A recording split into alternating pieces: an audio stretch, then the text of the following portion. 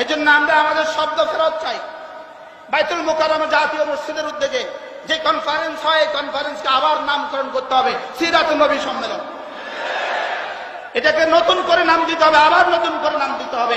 গত 16 বছরের নাম আমরা আর মানি না, মানব না। 16 বছরে যারা চলে গেছে ওদের নাম থাকবে কেন? ওদের নাম আর বাইতুল মুকাররমে থাকতে পারে না। বাইতুল মুকাররম ইসলামী ফাউন্ডেশনের উদ্যোগে যে সিরাত সম্মেলন হয়, এটা হবে সিরাতুন নবী সম্মেলন।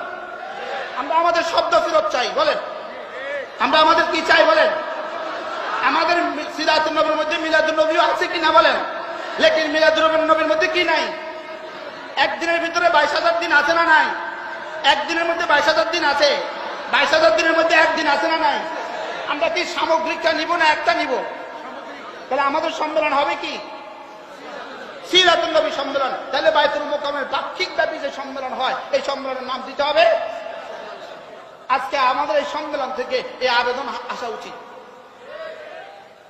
এই আবেদন লিখিত আসা উচিত যে বাইতুল মুকাররমে আমাদের সম্মেলন হবে সিরাতুন নবী সম্মেলন।